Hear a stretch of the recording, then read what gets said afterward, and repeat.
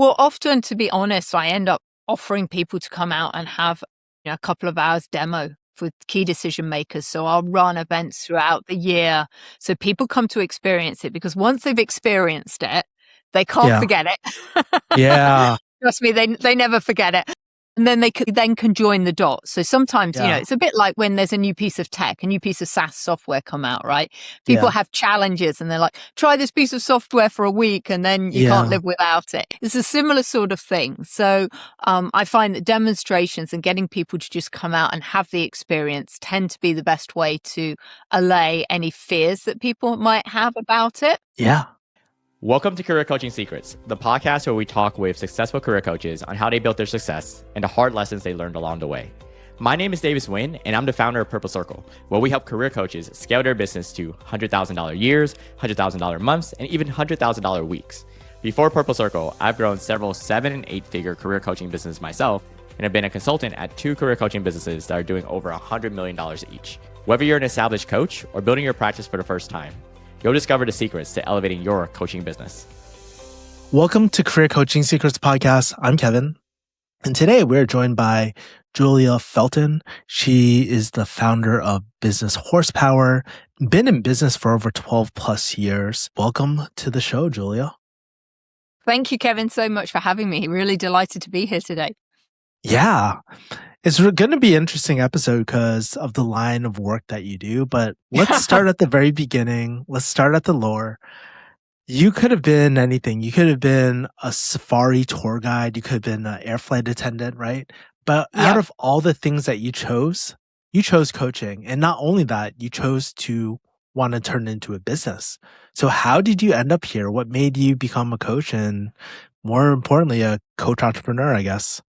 Yeah, thank you for asking. So I'd love to say this was by design, and it wasn't. I kind of fell into this, if I'm really honest. So young kid, I wanted to be a riding instructor because I was passionate about horses. I was told to get a proper job. Maybe some listeners can relate to that. Your parents say, no, get a proper job. So I actually ended up in the hospitality industry, and I worked in hotels around the world.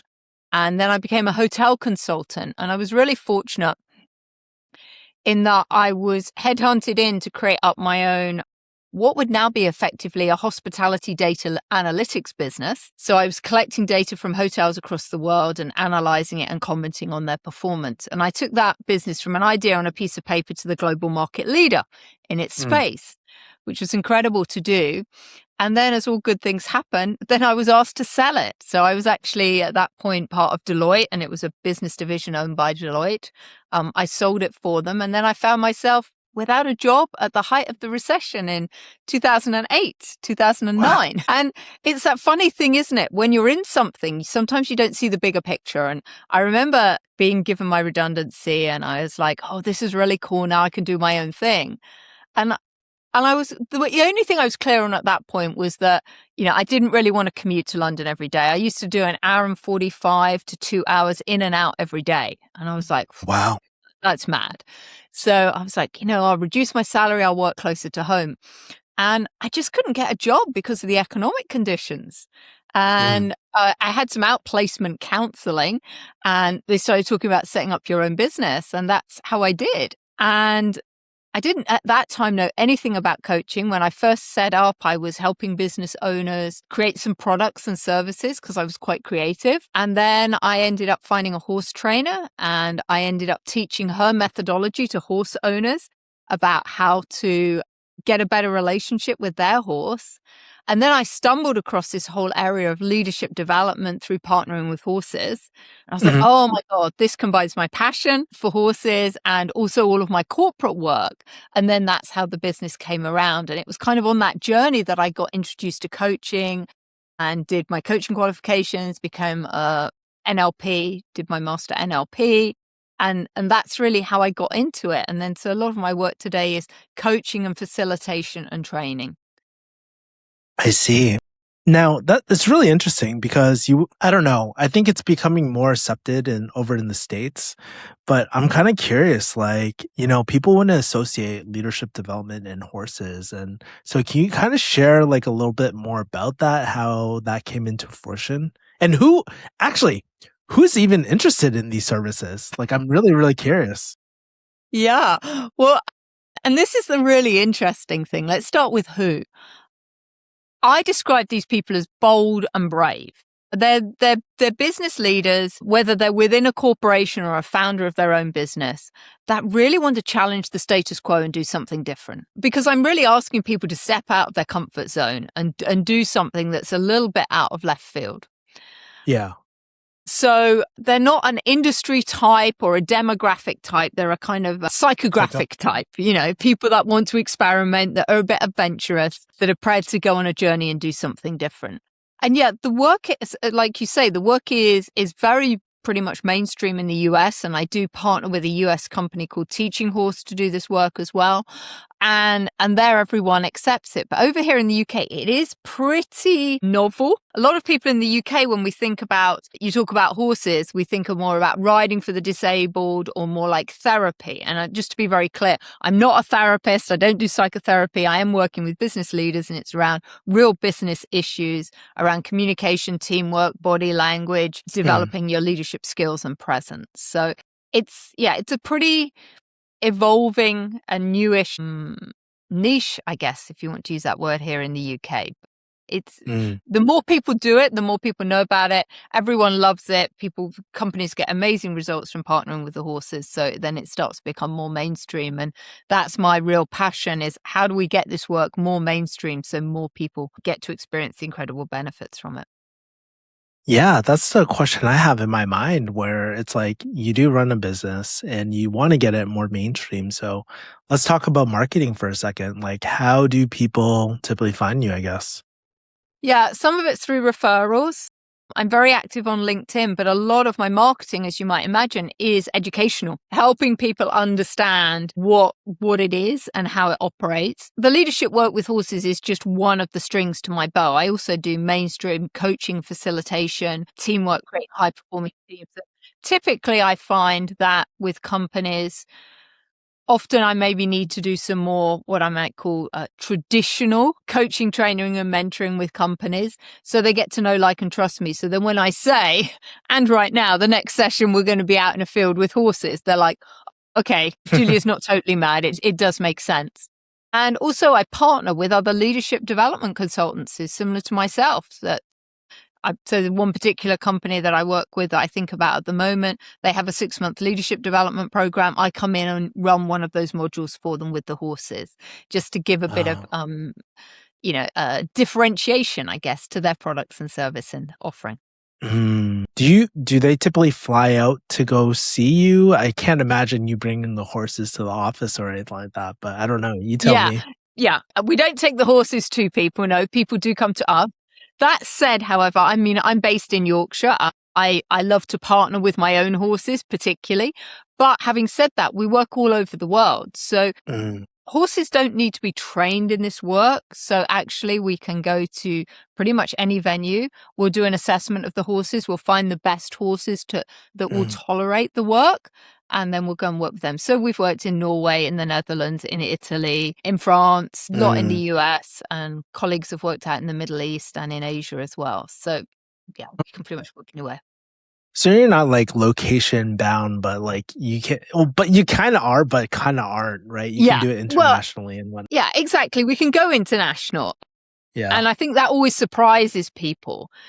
Obviously we need to go out, we need to go to the venues before, check that the venues are okay. And as I said, we go in the day before, make sure the horses are suitable, because obviously health and safety is a big thing. We don't want to put people in any kind of danger from having a horse that might be reckless. So, we go out, work with the horses, make sure they're pretty much people-centric, let's just say. I see.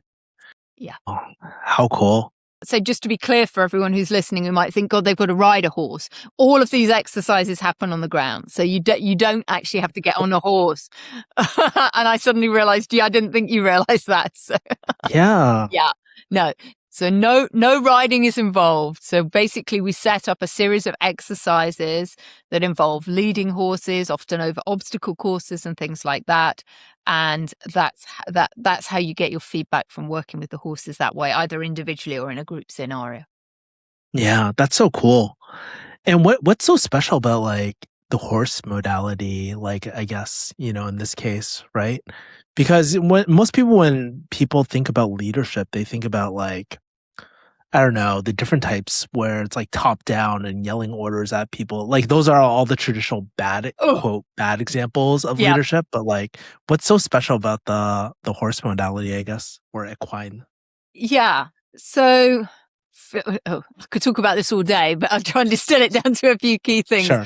I think for me, I think one of the biggest challenges we have in business right now is most leaders aren't very present. In other words, we're not paying attention to what is happening around us. People are so busy in their heads. There's so many things going on. People are very, very distracted. The horses absolutely require from you 100% attention and focus. So for me, that's one of the biggest lessons people learn. Typically, we share with companies something we call the diamond model of leadership, which is a model that horse herds use in order to work together, which involves people paying attention. You've got to be really clear on the direction you're going. You've got to put the right level of energy behind it, and you've got to be very authentic. But those are exactly skills that we need in business as well. The other thing that becomes very powerful from partnering with the horses is learning, as I said, how to get really present and how to build relationships. A lot of us have forgotten how to really connect and build relationships with each other. So the horse will only go with you if you're going to build a relationship with him. Mm, And finally, there's a great model of leadership from horse herds, because I think one of the biggest challenges that leaders have right now is that there's too much on their plate. There's so much information out there. You know, we can know about everything. And of course, one leader can't know everything. So in the horse herd, leadership is shared. And that's one thing I'm always talking with my clients about, that actually as the leader, give yourself permission to not know everything, because it's no mhm. longer possible. You know, in the industrial era, when you were in charge of one factory, yes, then maybe the leader could have known everything in the days before the internet. Not possible Yeah, nowadays. So let's share the leadership. And that's much more empowering for your team, right? Because everyone's got some kind of say and contribution, and then it becomes a lot more powerful. I see.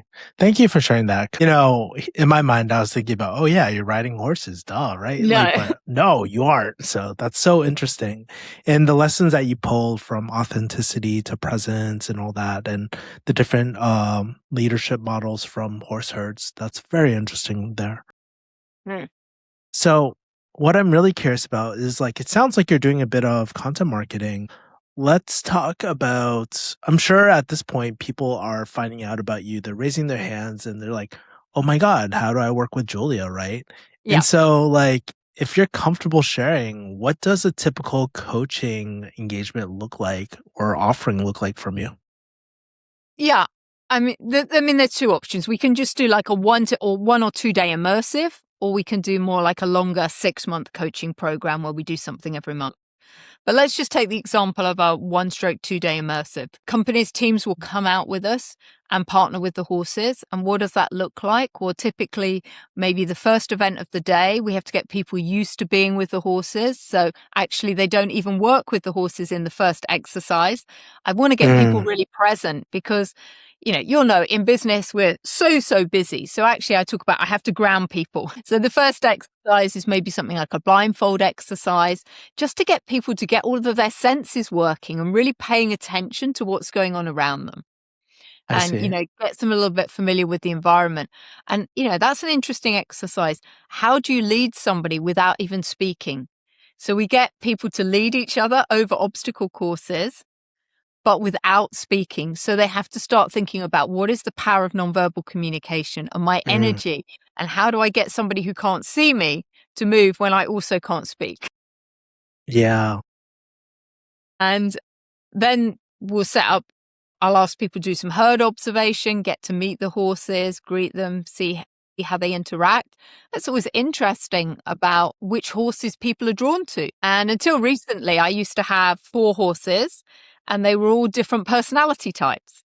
So it Oh, was that's so always really funny. interesting to see which people were drawn to which horses, because often people were drawn to horses that showed up similar to them. So we do that. And then actually, it's really interesting as well how people form perceptions. And we do with people in the office, they do with horses too. And they'll look at a horse and think, and we'll add labels to them, or that's this and that's this. And then they go and meet the horses. And then that's really interesting because their perception changes often when they meet the horse face to face. Mm. Sometimes I even share the backstory, and then that changes people's perceptions again. I used to have a racehorse, and, he's very, very laid back and very chilled. But when he had the label racehorse on him, people were like, oh, he must be mad and crazy because racehorses run really fast. And this one was exactly the opposite. But, we do this in the workplace, don't we? We put labels on people and make assumptions about them. Yeah, And it's that is only true. once we get to know them Yeah. that we're like, oh, they're not like that at all. So we'll Mm-hmm. do those types of exercises. And then we'll set up leading exercises. So they'll lead a horse round an obstacle course and get the horse feedback on their leadership style. If they're not an inspiring and compelling leader, the horse isn't going to move. Mm. But actually, neither will your team. Your team will just be polite and just go, but the horse will just stand there and go, that type of leadership doesn't inspire, doesn't motivate me. It might be that directive leadership that you were talking about. Somebody's trying to pull the horse round. Yeah. The horse plants his feet and says, no. Yeah. And metaphorically, that's what your team have done as well, right? That's so funny. And so curious, after doing this work, right? Like, what are some of the outcomes or changes that have happened? Yeah, no, thank you. I mean, very varied. For example, we can take teams that are totally underperforming and just by a day working with the horses, understanding the team dynamics of how they work together, we've turned business teams around to make them more effective. I think particularly of a leader who was really burnt out and really struggling because he told me his team were really disengaged. So he brought the team along and he began to learn that he didn't need to lead from the front. He didn't need to take responsibility for all of the leading. And actually, there's a position we call leading from behind. And when he led from behind, he could empower all of his team to take on the responsibility and accountability. His work became much easier. He was just directing and moving. If you think about it, it was a bit like in the analogy of carriage driving. He was sitting up there on the coach, driving and his team were the horses. But when you're up there, you can see everything. You've got great perspective. And he could see if his team members went off track and he could just use a little bit of energy to recorrect them. So, and I think also for people as well, this has been a big one recently, is the energy. I mean, we talk now, I remember 10, 12 years ago when I was in the corporate world, we weren't talking about energy. But nowadays, I think we realize that everyone has their own vibe. People bring their own energy to a situation. Yes. And the horses are great at helping people understand what the level of energy they bring is and how you need to modulate that energy. If you come in, mad, crazy, frenetic energy. Yeah. Your team are just going to scatter, right? I call it a bit like what to call them? Sprinklers. When you have on a fireworks day, you have this firecracker. That kind of energy is really dysfunctional. You can't do anything with it. We've got to get the energy grounded and directional, and then people can follow it. So I think people understanding that there's this energy and it can be totally chaotic, or actually it can ground and focus a situation. And I think leaders more and more in chaos need to be grounded to keep our team around us grounded. Otherwise, everyone spins out of control. We've all seen situations in offices where, something awful happens and all the leaders start going, throwing the toys out. And, this chaos just ensues, right? And it just permeates throughout the organization. So I think really understanding more about energy and how important this is in the workplace is really important. And that's a great takeaway people get. Yeah, and the interesting part here too is like, as we know, transformation, it doesn't always happen at night. And even if there is change, sometimes we regress. And so after this 1 or 2 day immersive, do they then go into your 6-month like coaching, or how does that work? Or It really depends on the company. Some companies just want to do it as a one-off event. I mean, I think like everything you say, learning and development happens over time. So I like to move them ideally into a 6-month program so they get coaching support as things come up. And sometimes the breakthroughs, the ahas, an aha, an accelerated horse awareness moment. Yeah. Doesn't happen in the moment. Sometimes it might be, weeks or months afterwards, people go, gosh, that experience with that horse, Toby, that's what he was teaching me. And Toby was one of my team members and the reason I set up the business. And so people join the dots when they join the dots. But, in the moment on the day, I will always bring everything back to what do we experience within the horses and how does that relate back to business? Because it's really important that we help join the dots for people. Otherwise, it's a nice experience with the horses. But actually, how does that relate back to their leadership and behavior working in teams back in the office? And it's nice when there's a team with them and they come with their team, because a leader might say, well, I don't do that. And their team will like, yeah, you so do that. Yeah, that's so funny. Yeah, and one of the other questions I have about this too is like, okay, so one common trend I notice in coaching is like people, like a lot of coaches, they struggle with like, what do I charge? How do I package this, right? Of course, Julia, you don't have to give any hard numbers, but since your work is so unorthodox, I feel like a lot of people can learn from how you price or think about pricing and structuring. So how do you, like, what were some of the key lessons that you learned that shape your perspective about pricing? Yeah, I think the way I tend to package it is there's a minimum price, because, what you've got to appreciate is I've got high fixed costs in a business, right? I've got horses. They're a lot of money. They eat a lot, right? So I've got higher fixed costs than, a regular coaching business. So I do have a minimum, and then it's usually a per person if we're doing a team event on top of that. So that's how we do that. I tend to prefer a coaching package, and not an hourly rate. I know like therapists will use an hourly rate, but for me, it's so much more. So, and I think one of the challenges, I'll be honest, we have, Kevin, is that, people might go, oh, well, I can go on a high ropes course, or I can go to an escapes room and do a team development day. For me, those are just team connection days. They're not actually really learning leadership skills in an escape room or, on high ropes or something like that. So I always look at the pricing and I compare it with what other leadership development, training is costing out there in the marketplace, and align it with that. It is a fun day out of the office, but it's not a fun day in that you're not learning anything. It's so transformational. And I think that's what people can sometimes underestimate when they think, oh, we'll come and have with the day with the horses. It's like, and this is really profound coaching, development and training that you're getting here. And it's fun too. Yeah. So that's always the challenge and the education piece, I guess, for people to understand. Yeah, that's one of the disadvantages of being the first mover, right? Because you don't know what to like price anchor it to, or people are like, wait, how much does this cost? You have nothing to compare it to. There's no standard, right? But that's also really great too, because you're the first to market as well. So I always find that really interesting. Yeah. You mentioned, interestingly enough, like you mentioned one of your challenges being the education piece and it being so new to the UK. And so what I'm curious about is like, especially on social media, everybody loves painting their highlight reels and stuff like that. Yeah. But where, I guess in your current season of business right now, what are some, I won't call them challenges, but growing pains that you're noticing? Is there anything unexpected?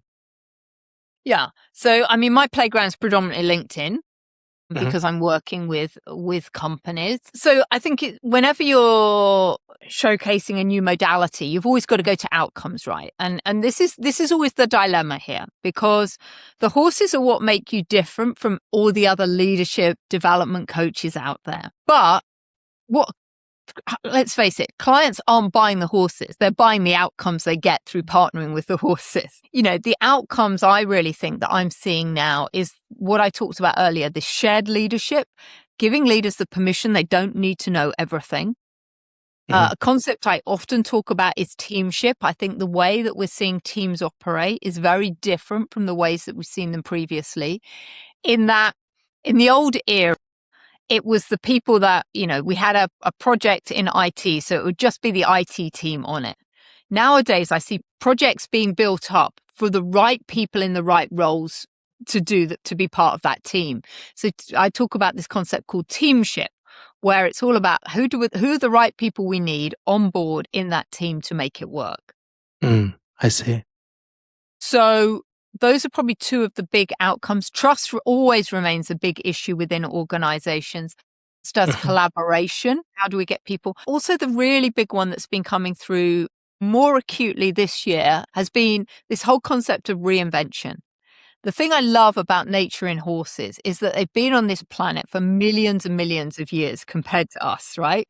The Yeah. horses evolved. They were really tiny when they were first on the planet, and they've evolved over time. And I think what we're seeing within businesses now is this concept of reinvention where, because of the rate of change of technology, businesses are going to have to change and adapt really, really quickly. And how do we do that? Well, we need to look and take the best of the old and then morph it in and do something different and be open to that change and fluidity. And I think for me, I always say to clients, actually, the whole experience of coming out with the horses starts when clients actually find that they're coming.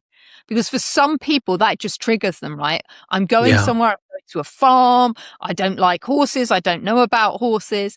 But for me, this is just a massive metaphor for leading through uncertainty. We tend to delude ourselves that we go to work every day and it's certain, right? So less certain than we ever know, right? Yeah.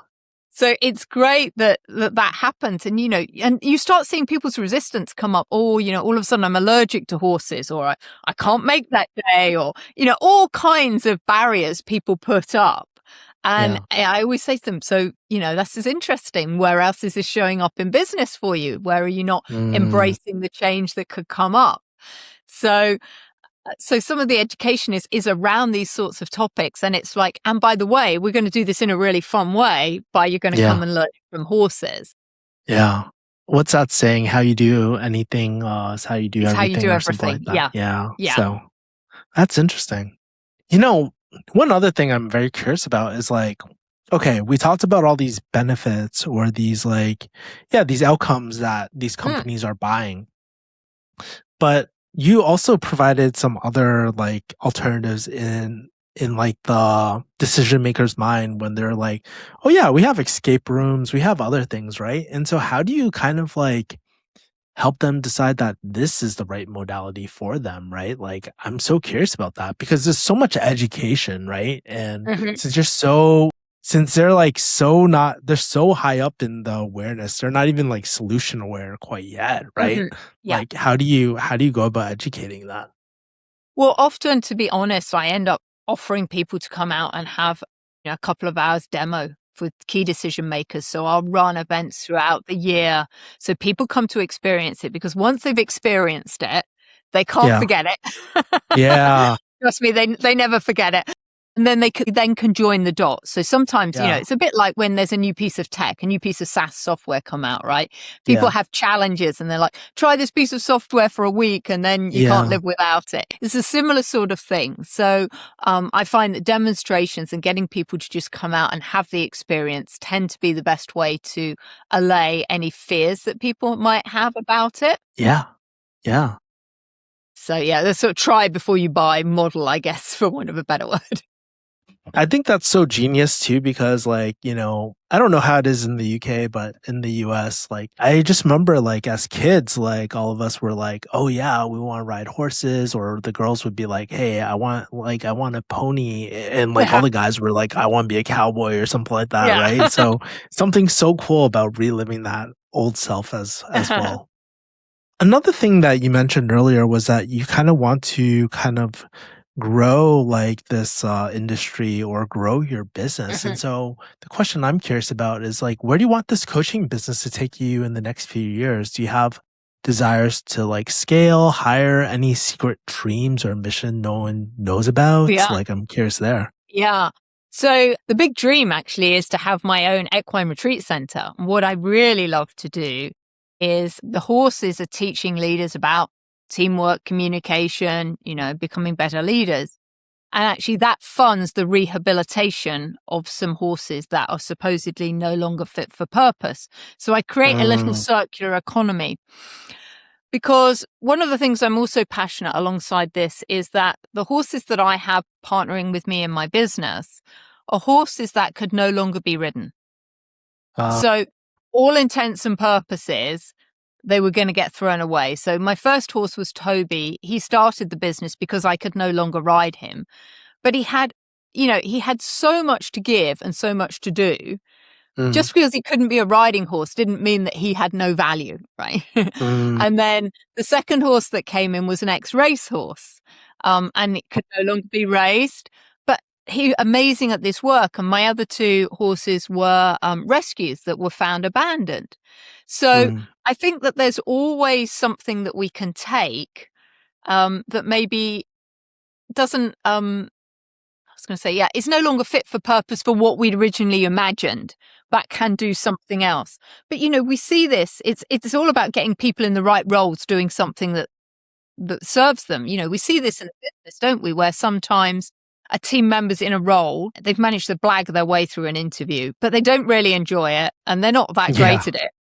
But actually, we move them into something else and they're amazing at it. So I'm really passionate about how do we get the right people in the right roles where they can make the best contribution.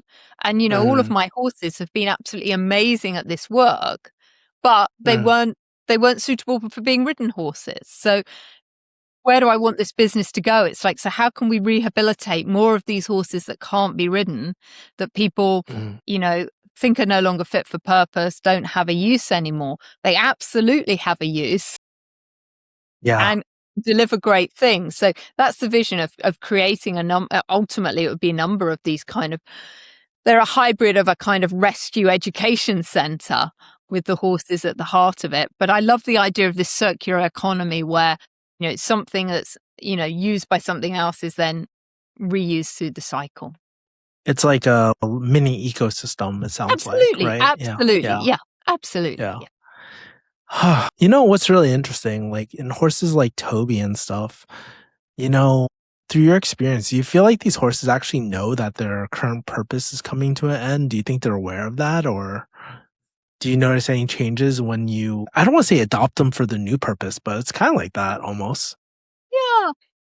I don't know. Obviously with Toby and then Charlie, my racehorse, actually to be ridden was just too painful for them because of their ailments that they had. So, yes, did they know that was probably coming to an end? Yes. So that's why they wanted to be, partnered and do work where they didn't need to be ridden. But, they're fine. They're not in any pain walking around the field or walking around an arena with a client. In fact, they love that. And, I noticed really during COVID, of course, when nobody could come out, the horses were a bit like, where are all those people, Mum? Because they really miss the interaction with the clients. And, they love doing that. They love their days with the clients. So, Yeah. Okay. Julia, final question for you. How can people find you and connect with you? Okay. Well, I'm on LinkedIn under Julia Felton. You can also find me on my website, businesshorsepower.com. I also have my personal speaker page, which is juliafelton.com as well. So if you just Google my name, Julia Felton, I come up first on Google. You'll find me there. You'll also find me on Amazon. I've written a couple of books. So I've written a whole book about the leadership lessons that my horses have taught me. It's called Unbridled Success. And then I've taken that more into the business world with a book called Unbridled Business, which is all about what we can learn from nature and all these lessons that come from nature and the horses about how we can run businesses more effectively, create a lasting leadership impact in the workplace and legacy by being a better boss. Yeah. Well, Julia, as I'm looking through my really messy handwriting and notes, there's just so many cool lessons I took away. One, I think it was really, really interesting how you've been able to build a business in this, like, I don't know, taking a really, I don't want to call it boring, but pretty normal thing of leadership development and putting a spin on it and just speaking through how you price things or how you think about like this industry or how you want to do things different, I think is actually really, really refreshing. And actually all the lessons that you were kind of sharing about like with these horses as well, like the different outcomes that these businesses buy for. And I think that's like a huge realization sometimes, like, as a practitioner or coach, sometimes we get so lost in just like this is how we do it. But we forget that people buy these outcomes, and what are the outcomes people are buying for? Anyways, and finally, I thought it was so cool that you're trying to build this cool ecosystem of a rehab center for horses and helping humans with their next, I don't know, purpose in life, I guess. And so this is my really long way of saying, hey, Julia, I really appreciate your work. Your work matters. And thank you so much for sharing your time, your stories, and wisdom on the podcast today. So thank you so much. No, thank you, Kevin. It's such a pleasure. I love to be able to share more about this work. I'm on a mission to make sure, as I say, every business has a horse on its board. And, the more people that get to experience it, the more mainstream it will get, right? And I think that's so important for everyone in this crazy, chaotic world we live in. It's so important to people to be able to get back to nature and learn from nature, a new way of being and showing up in the world today that's really powerful. Yeah, absolutely. Thank you so much. You're so welcome, sir. That's it for this episode of Career Coaching Secrets. If you enjoyed this conversation, you can subscribe on YouTube, Spotify, Apple Podcasts, or wherever you're listening to this episode to catch future episodes. This podcast was brought to you by Purple Circle, where we help career coaches scale their business to $100,000 years, $100,000 months, or even $100,000 weeks, all without burning out and making sure that you're making the impact and having the life that you want. To learn more about our community and how we can help you, visit joinpurplecircle.com.